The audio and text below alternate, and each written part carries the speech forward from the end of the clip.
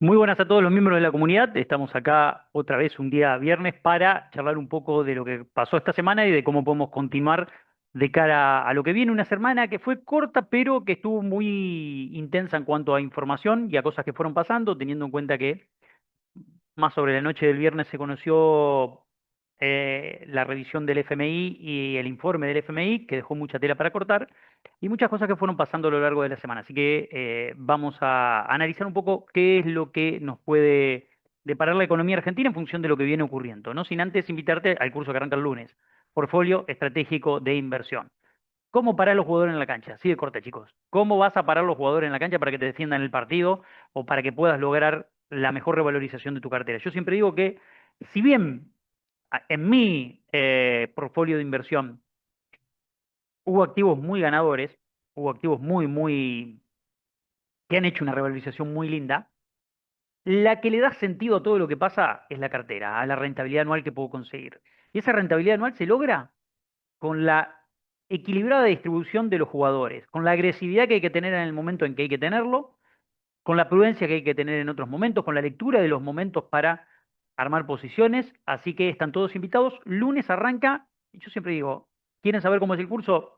clavebursátil.com, scrollean un poquitito, entran a la página de clave, scrollean un poquitito, y cuando scrollen un poquitito abajo se van a dar cuenta de algo, de la opinión de los alumnos. Yo siempre digo que para mí lo más importante tiene que ver con la opinión de los alumnos. Se vienen a Portfolio Estratégico de Inversión y se fijan cómo lo puntuaron los alumnos y qué opinaron del curso. Les digo, dice taller, no es un taller, es un curso. Iba a ser un taller cuando arrancamos. Iban a ser 4 clases, son 5 clases. Y, perdón, son 6 clases, no son 5. Son 6 clases porque hay una clase más extra de práctica al final, con un software incluso para que los alumnos lo prueben. Y el temario está completamente desactualizado. Tengo que ponerme las pilas y actualizar esto porque la verdad el temario es tremendamente amplio. La verdad es amplísimo. Se ven un montón de cuestiones. Es enorme, enorme. No se guíen por esas cosas. Entren acá y se fijan qué es lo que dicen los alumnos, la reseña de los alumnos, puntuado en 5 puntos. Así que no me puedo quejar con lo que dicen los alumnos de este curso. Y lo otro, lo que te voy a invitar es a que entres a mi página web. ¿Cuál es mi página web? cpnmatiasbatista.com. Y si querés recibir un informe económico semanal a tu empresa, va dirigido a empresas, chicos. En esto siempre trato de que por ahora está dirigido a empresas por el monto de suscripción que tiene, no es un monto muy alto, pero tampoco es un monto para las personas físicas. O si sos una persona física y tienes una empresa, bueno, inscribite como una persona física, lo recibís 6 semanas y a partir de ahí te doy la opción de suscribir. Mi equipo te va a estar contactando, así que deja tu nombre, tu apellido, el número de teléfono y la empresa la cual representás, ¿ok? Así que la empresa a la cual representás, dejas y te suscribís al informe por 6 semanas gratis, lo recibís en tu teléfono y los días viernes, ¿ok? Bueno, ahora vamos a lo nuestro.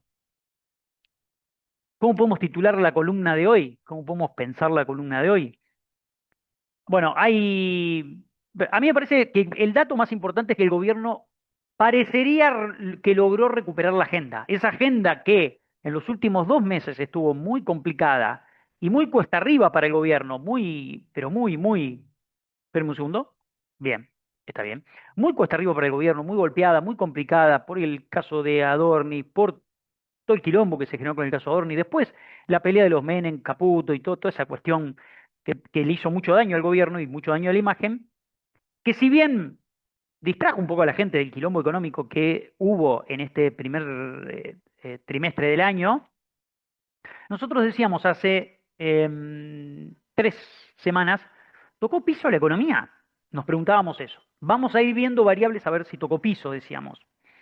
Daría la sensación de que estamos ante un piso que va a funcionar en serrucho. Eso es lo que venimos viendo. Y acá tomo la palabra de mi gran amigo Claudio Slotnik, que escribió una nota maravillosa y profesional, donde él habla de esta cuestión. Él dice, daría la sensación de que el piso tiene forma de serrucho y nos vamos a encontrar con meses donde va a haber buenos datos, meses donde va a haber malos datos, y no sabemos para dónde va a terminar moviéndose la economía. Para mí hemos tocado piso con un serrucho que va a depender de la lectura que haga el gobierno de determinadas situaciones, y creo que el gobierno empezó a tener alguna lectura bastante heterodoxa en algún puntito, no quiero decir lo que dijo Manuel Álvarez Agis, que dijo, bueno, está tratando de implementar medidas keynesianas, pero sí es cierto que está tomando nota de todo lo que decimos los analistas en la diaria. Está tomando nota, está anotando. Podríamos titular esta columna de que el gobierno está escuchando a los analistas, en cierta forma. Si bien primero dice que son todos burros, ensobrados, etcétera, después vos te das cuenta que él los escucha a todos. ¿Por qué? Bueno, porque arranquemos por podríamos decir, lo más importante. El Banco Central compró el 96% de las reservas que tenía como meta para este año. 10.000 millones de dólares de reserva, compró 96.000. Y no es nada.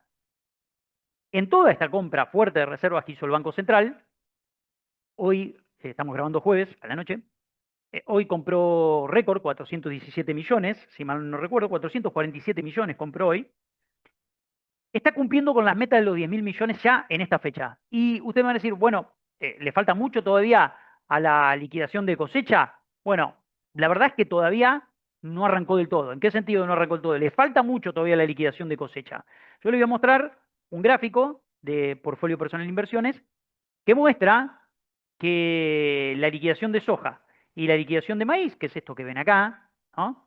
Vamos a traer un poco, esto un poquitito más acá, para que lo vean mejor. ¿Ven? Ahí tenemos las reservas, perdón, reservas, acá está el complejo sojero, Banco Central, complejo sojero, miren esto. Todo lo que es el complejo sojero, fíjense, y el complejo de maíz, maíz está en liquidación del 22% en declaraciones juradas de exportación y la soja en el 35%. ¿Qué quiere decir esto? Que todavía falta mucho por liquidar. Probablemente este mes de junio nos encontremos con una liquidación muy fuerte y que un banco central empiece ya a acumular reservas internacionales, porque hasta ahora lo que hemos visto, tal como dice el FMI, si utilizamos la contabilización de las reservas netas internacionales por la modalidad del FMI, estamos en negativo. Con las líquidas estamos 21.000 millones, 21.600 positivo, pero con las netas, modalidad FMI, estamos en negativo todavía. Entonces, el Banco Central puede empezar, y este sería un punto de inflexión muy importante, puede empezar a acumular reservas de una manera significativa, pensando en que esa acumulación de reservas decante en una baja del riesgo país, que dicho sea de paso, esta semana perforó los 500 puntos, dato muy positivo para lo financiero, pero también para lo económico. Eh, bueno, acá la discusión viene por el lado de si va a poder acumular esas reservas dependiendo de las necesidades del Tesoro. El Tesoro ya casi tiene, entre las colocaciones de bonos que está haciendo quincenalmente, los AO 28 y los AO 27, más la extensión de un ripo que por ahí puede ocurrir, puede que necesite menos dólares para pagar ahora de corto plazo, pedirle al central y comprarle al central. Por lo tanto, en esta etapa podemos estar viendo una etapa en donde por primera vez ocurra algo muy importante, que el Banco Central empiece a acumular dólares. Hasta ahora, nosotros decíamos, compraba pero no acumulaba, te perdiste todo el año 2026, 25, perdón, sin acumular reservas, el mercado te lo facturó, aprendiste la lección, porque hay que decirlo en términos claros, aprendiste la lección y ahora estás acumulando reservas. Esa etapa de acumulación de reservas parecería que podría venirse. Vamos a estar atentos a eso porque eso puede ser muy importante para la baja del riesgo país. No obstante, hay un punto muy importante a marcar acá. Y voy a traer un gráfico del camarada Amílcar Collante que me pareció muy bueno, muy bueno, como todo lo que hace Amílcar. Y fíjense lo que dice acá Amílcar. Dice, compras de reservas sin remonetización. El Banco Central está comprando, y esto es algo que nosotros decimos, hay que ver las posiciones netas entre lo que compra y lo que vuelca en pesos en la calle. Acá estamos hablando de la famosa monetización de la economía que dijo Caputo que iba a venir de la mano de la compra de reservas por parte del Banco Central. El Banco Central compra reservas, para eso tiene que emitir pesos, esos pesos salen en la calle, bajan la tasa de interés, están circulando en la economía, como circulan en la economía, empieza una etapa de expansión, si hay demanda de pesos, de crecimiento económico, y ese crecimiento económico decanta en una mejora de todos. Bueno, ¿por qué no está ocurriendo eso? Porque está siendo muy precavido el Banco Central, tomando las palabras que dijo Milei en el Tech Forum en Estados Unidos, diciendo, todo ok, le dice a Bausili, comprar reservas, pero no me volqués tantos pesos en la calle, ¿por qué? Porque voy a tener inflación.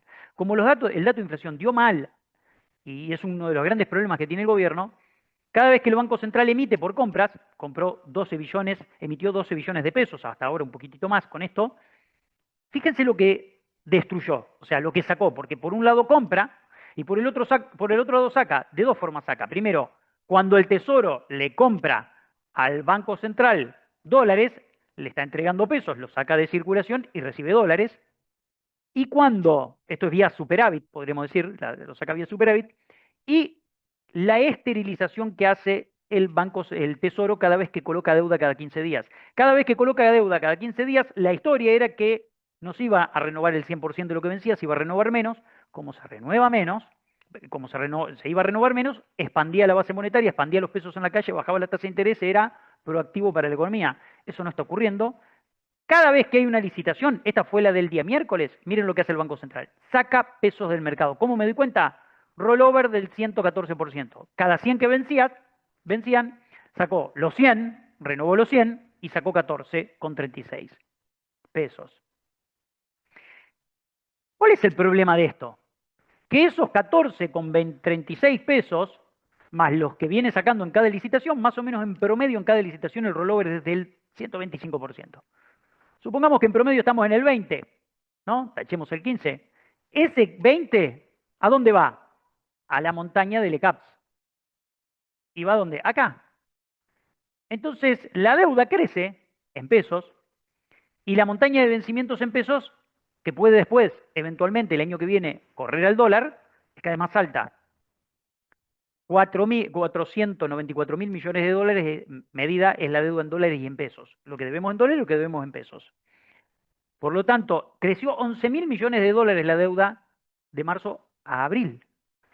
Este dato es muy importante tenerlo en cuenta. ¿Por qué? Porque la ingeniería que está utilizando el Ministerio de Economía es una ingeniería que yo ya vi. Que yo ya vi. En la monetización de la deuda de Macri, en la continuidad de la monetización perdón, de la aspiradora de pesos del Banco Central de Alberto Fernández con las LELIX, y lo estoy viendo ahora con este gobierno. Y esto me preocupa, ¿por qué? Porque obviamente, como el mercado sabe que el gobierno hace esta jugada y necesita sacar pesos del mercado, la que encontró un piso es la tasa. La tasa encontró un piso.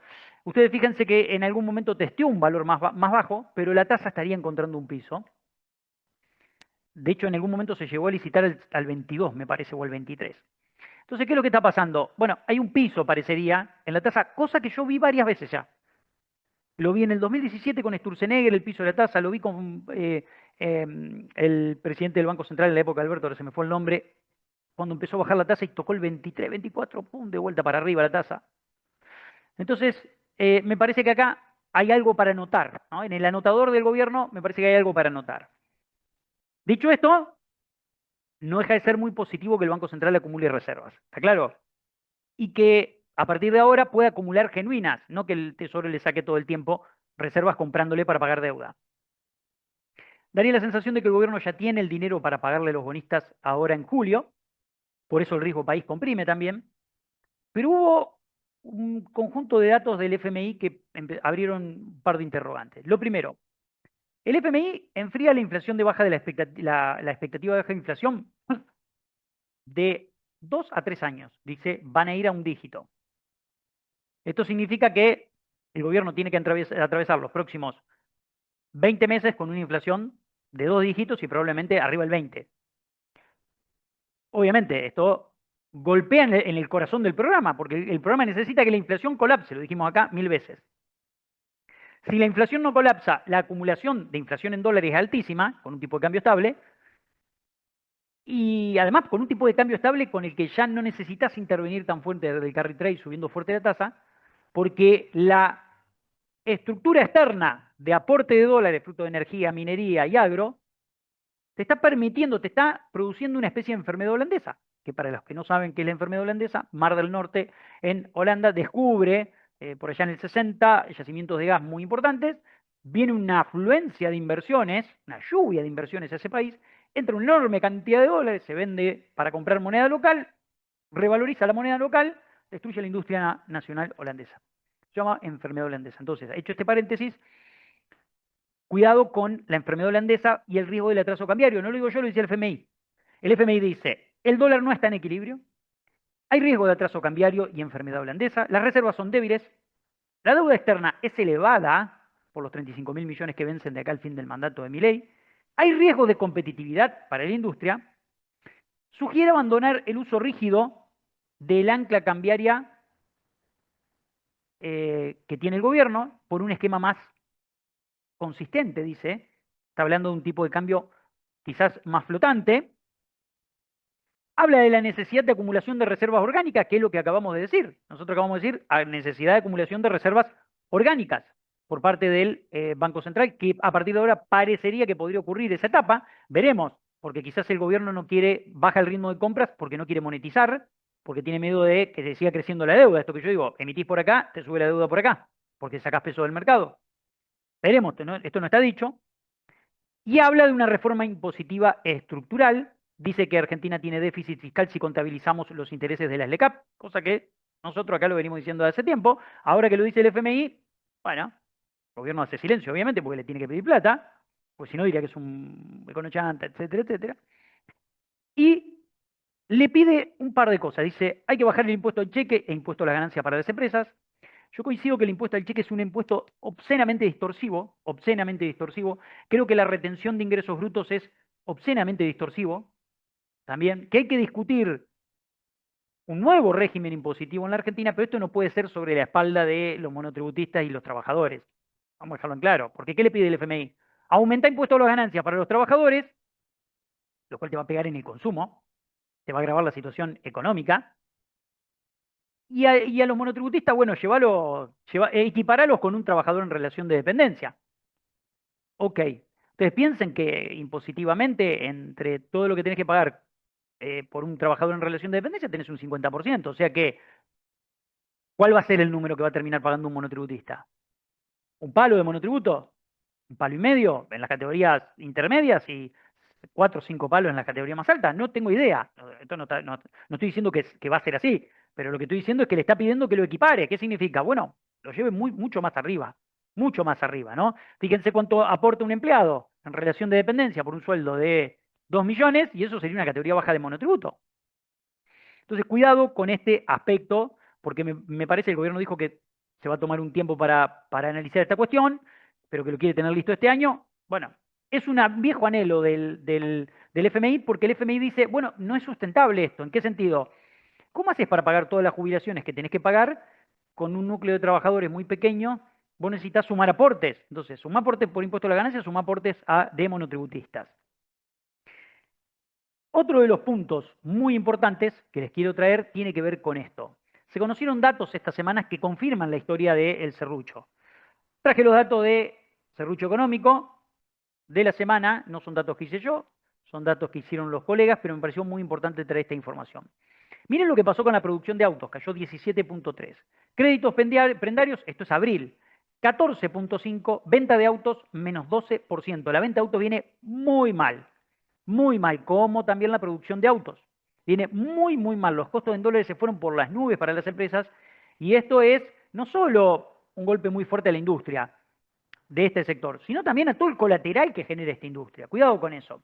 Producción láctea cayendo 4.6 también en abril, ventas minoristas CAME 3 menos 3.2 y, como dijimos la semana pasada también, despacho de cementos menos 13.2, materiales de construcción menos 4.7 y metalúrgica menos 4.3. Y acá tenemos el anticipador de actividad de Orlando Ferreres, el índice general de actividad. Abril estaría dando de nuevo una caída, por eso nosotros decimos serrucho. Otra vez una caída, también con caída en lo que tiene que ver con venta de combustibles. La venta de combustibles está teniendo por tercer mes consecutivo una caída. En consecuencia, cuidado con estos datos porque se sumó otro que es importantísimo. Sentia mide el consumo y midió el consumo de abril contra abril del 2025. El consumo masivo cayó menos 3.8.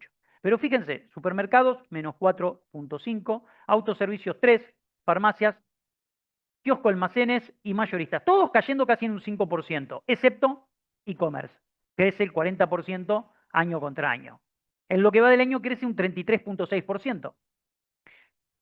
En lo que es abril contra marzo, o sea, mes contra mes, la caída en abril, que era la etapa de recuperación. ¿Se acuerdan que el gobierno dijo en marzo recuperamos?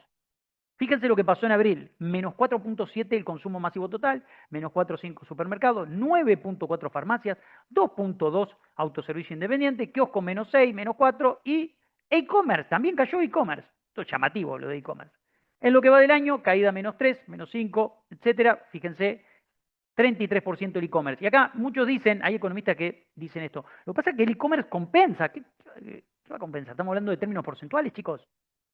Estamos hablando de términos porcentuales. El consumo, una caída de un punto en el consumo masivo no es compensado con el resto de e-commerce, porque e-commerce es solo un canal adentro de todo el paquete.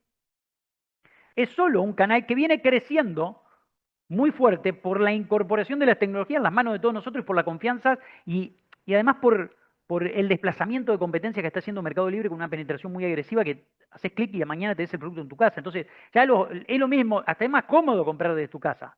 Por lo tanto, vamos a ver crecimiento del consumo masivo por del e-commerce, pero nominalmente no compensa la caída del resto de los sectores. Eso hay que entender. ¿Ok? Entonces, de los datos de abril de lo macro, vienen mostrando falencias importantes, muy, muy importantes. Tres cosas más. Las empresas pueden enfrentar esta situación. De la siguiente manera las empresas pueden enfrentar esta situación. Ustedes piensen en una empresa que vende 100.000 unidades y que tiene un margen bruto del 20%. Ustedes saben que el margen bruto es la diferencia entre las ventas y el costo de la mercadería. Después hay que pagar todo el resto, ¿no? Gastos de financiación, gastos de ventas, general de administración, etcétera. Supongamos que tiene una ganancia bruta de 200 millones, ¿no? Por cada 1.000 millones, 200 millones de ganancia bruta. ¿Ok? Tiene costos de 800 millones. Ahora, cuando te comprime el margen, vos podés aumentar y mantener el equilibrio de los 200 millones para que no se te caiga el margen bruto, vendiendo más. Vos aumentás por velocidad de rotación. ¿Ok? Entonces, para aumentar por velocidad de rotación, si te cae el margen de 20 a 15, miren esto que voy a hacer acá, si te cae el margen de 20 al 15%, vos tenés que vender 133.000 unidades, o sea, 33.000 más, para mantener con el margen del 15% y el precio de venta estable los 200 millones de ganancia bruta. Entonces decís, bueno, rotemos más rápido. Ok, el mercado te lo absorbe porque fíjense esto. Para rotar más rápido, vos antes vendías 50.000 unidades cada 15 días, ahora tenés que vender 66.666 unidades cada 15 días. ¿Qué quiero mostrar con esto?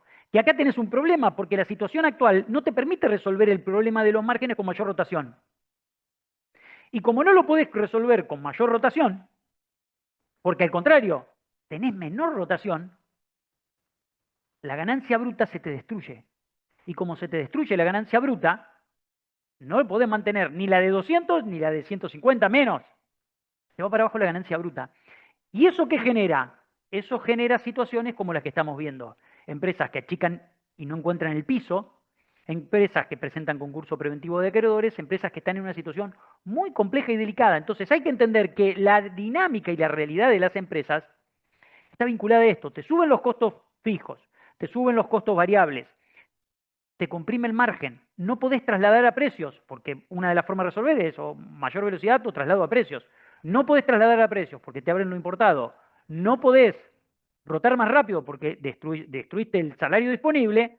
En consecuencia, la empresa está en una encerrona. Dice, che, estoy tocando los botones que puedo tocar para que esto salga adelante y no puedo. Entonces, ¿qué es lo que hace esto? Que las empresas busquen encontrar el piso para mantener ese margen que les permita pagar todo, achicando personal y siendo lo más eficiente posible al punto en donde despiden a 15, ustedes fíjense que despiden a 15, después despiden a otros 15, después despiden a otros 15, después dicen, che, bueno, no podemos más. Entonces, ese escenario, ojalá haya encontrado un piso, pero yo tengo mis dudas. ¿Por qué? Porque si bien estadísticamente para mí encontramos un piso, fíjense lo que se viene en junio. Aumento de alquileres, uno de los grandes problemas que hoy tiene la economía, porque gran parte de las familias que pagan el alquiler están llevando casi un 50%, 50% de sus ingresos en alquiler. 80% suben los alquileres porque automáticamente la actualización anual de los contratos la lleva el 80%. 5% los colegios. Agua 3%, transporte 4,8%, peaje 4,6%, prepaga 2,9%. Que encima la prepaga, además de subirte 2,9%, te patean más cosas que antes te cubrían, no te las cubren. Con coseguro, con esto y con aquello, terminas pagando el número final, termina siendo capaz que un 10 a veces. Entonces, mi pregunta es, en este escenario que les mostré, en donde sigue la dualidad económica muy claramente marcada entre lo financiero y entre la economía real, mi pregunta es, ¿cuándo va a terminar el recomodamiento de precios relativos? ¿Cuándo se termina? Porque en la medida en que no termina el recomodamiento de precios relativos, la economía real no encuentra piso. Digo, vamos a encontrarnos con un serrucho, en donde en un mes para arriba, otro mes para abajo, otro mes para arriba, otro mes para abajo. También lo dijo Milei eso, que vamos a encontrarnos con un serrucho, donde lo financiero está entrando en un contexto externo muy favorable para el gobierno, del sector externo, que no estaba en los planes y no estaba apreciado y que ahora empieza a apreciarse quizás en los activos, vemos baja riesgo país, vemos acciones argentinas tocando techos, el Merval tocando también un techo casi, estuvo muy cerquita ahí testeando el techo, después corrigió, pero el Merval en dólares está en un excelente nivel, los bonos en dólares empiezan a recuperar terreno, probablemente los veamos recuperando más terreno, probablemente el riesgo país baja, eso permite financiar proyectos, pero por el otro lado, la baja de la tasa de interés que el gobierno auspició, encontró un piso, esa baja de la tasa de interés todavía no se transfirió a los créditos, sí se transfirió a lo que te remuneran, no se conectó con los que los créditos te están dando, los créditos digamos, siguen siendo altísimo el costo financiero total, y ni hablar si lo medís en dólares, ni hablar si lo medís en dólares. El Banco Nación salió con un rescate hacia los ahorristas, algo que nosotros decíamos acá, lo dijimos en Serrucho Económico, es necesario rescatar a los ahorristas con créditos más blandos. ¿Por qué? Porque si no va a ser muy difícil que recupere el consumo. Yo hablaba con un empresario hoy que me dijo algo muy importante. Me dijo, es la primera vez, creo, es la primera vez que que el aguinaldo se queda en el banco. El aguinaldo va a salir de una ventanilla y va a entrar en la otra para pagar las deudas. Primera vez que el aguinaldo no va a tener impacto en la economía.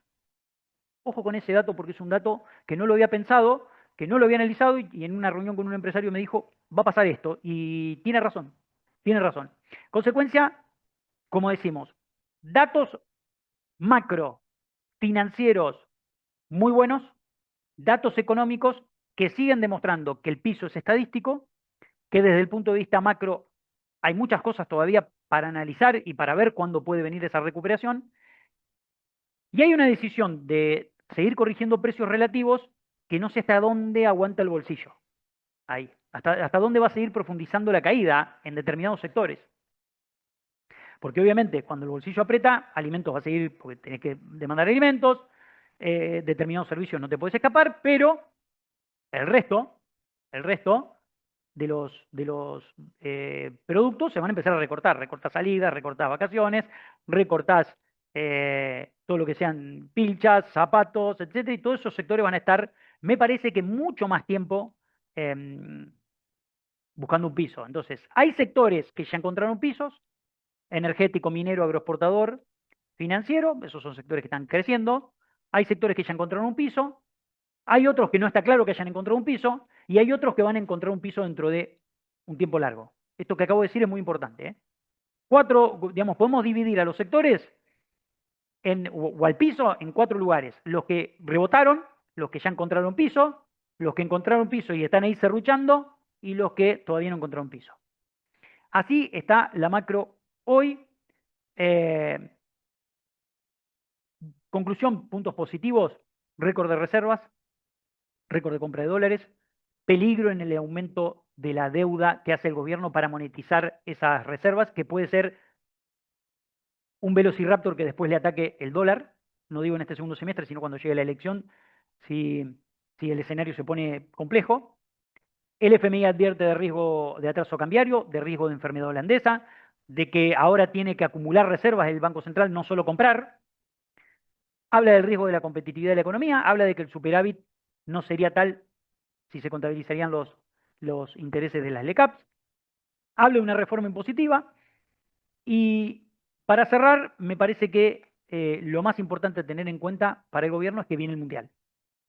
Y como viene el Mundial, por lo menos hasta el 20 de junio, si la Argentina llega hasta la final, ojalá que llegue, la gente va a estar más entretenida en esas cuestiones que en otra. Y para todos los gobiernos los mundiales es una bendición, máxime si Argentina escala en el Mundial.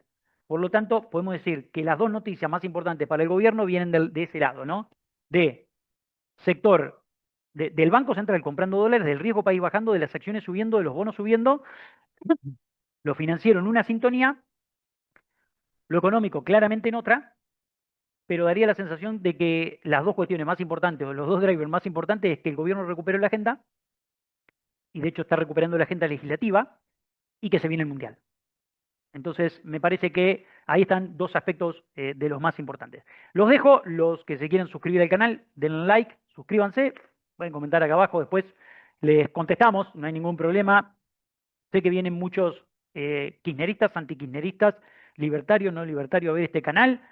Todos se enojan conmigo, así que no me preocupa. Gran abrazo. Nos vemos. Chao, chao.